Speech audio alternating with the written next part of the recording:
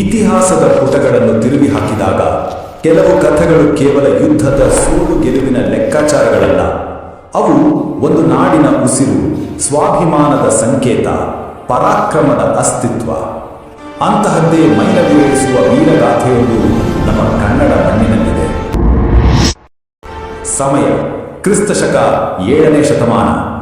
ಉತ್ತರ ಭಾರತವನ್ನೆಲ್ಲ ತನ್ನದಾಗಿಸಿಕೊಂಡು ಸಕಲೋತ್ತರಾಪತೇಶ್ವರ ಅಂದರೆ ಇಡೀ ಉತ್ತರದ ಒಡೆಯ ಎಂದು ಮೆರೆಯುತ್ತಿದ್ದ ಸಾಮ್ರಾಟ್ ಹರ್ಷವರ್ಧನ. ಅವನ ಬೆನ್ನಿಗಿತ್ತು ಆ ಕಾಲದ ಅತ್ಯಂತ ಬಲಿಷ್ಠವಾದ 1,00,000 ಸೈನಿಕರ ಅಜೇಯ ಸೇನೆ. ನನ್ನ ಗೆಲುವಿನ ಓಟಕ್ಕೆ ಬ್ರೇಕ್ ಹಾಕುವವರು ಯಾರೂ ಇಲ್ಲ, ಇಡೀ ಭಾರತವೇ ನನ್ನ ಕಾಲಡಿಯಲ್ಲಿರಬೇಕು ಎಂಬ ಅಹಂಕಾರದೊಂದಿಗೆ ಆ ಮಹಾ ಚಕ್ರವರ್ತಿ ದಕ್ಷಿಣದತ್ತ ದಂಡೆತ್ತಿ ಬರುತ್ತಾನೆ. ಆದರೆ ಆತನ ಆಟ ಇಲ್ಲಿ ನಡೆಯಲಿಲ್ಲ. ದಕ್ಷಿಣದ ಹೆಬ್ಬಾಗಿಲಲ್ಲಿ ಹರ್ಷನ ಆ ಅಹಂಕಾರವನ್ನು ಮಣ್ಣುಗೂಡಿಸಲು ನಮ್ಮ ಕನ್ನಡದ ಕಲಿವೀರನೊಬ್ಬ ಕಾಯುತ್ತಿದ್ದ. ಉತ್ತರಕ್ಕೆ ಹರ್ಷವರ್ಧನನಾದರೆ ಇಲ್ಲಿ ದಕ್ಷಿಣಕ್ಕೆ ಈತನೇ ದಕ್ಷಿಣಾಪತೇಶ್ವರ. ಆತನೇ ಬಾದಾಮಿ ಚಾಲುಕ್ಯ ಸಾಮ್ರಾಜ್ಯದ ಅಪ್ರತಿಮ ಚಕ್ರವರ್ತಿ ಇಮ್ಮಡಿ ಪುಲಕೇಶಿ.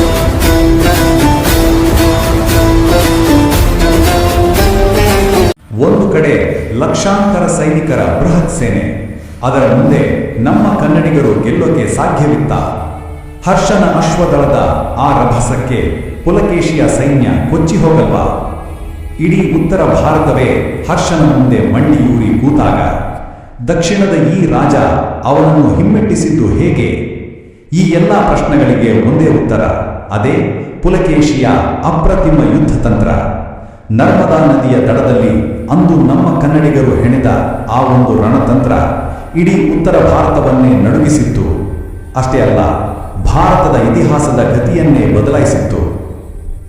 ಹಾಗಾದರೆ ಪುಲಕೇಶಿ ಬಳಸಿದ್ದ ಆ ತಂತ್ರವಾದರೂ ಏನು? ಲಕ್ಷಾಂತರ ಸೈನಿಕರಿದ್ದ ಬೃಹತ್ ಮಹಾಸೇನೆಯನ್ನು ನಮ್ಮ ದಕ್ಷಿಣದ ವೀರ ಮಣಿಸಿದ್ದು ಹೇಗೆ? ಬನ್ನಿ, ಕನ್ನಡಿಗರ ಪರಾಕ್ರಮದ, ಸ್ವಾಭಿಮಾನದ, ಜಗತ್ತೇ ಮೆಚ್ಚಿದ್ದ ಆ ಯುದ್ಧ ತಂತ್ರದ ರೋಚಕ ಕಥೆಯನ್ನು ಇವತ್ತು ಪೂರ್ತಿಯಾಗಿ ತಿಳಿಯೋಣ.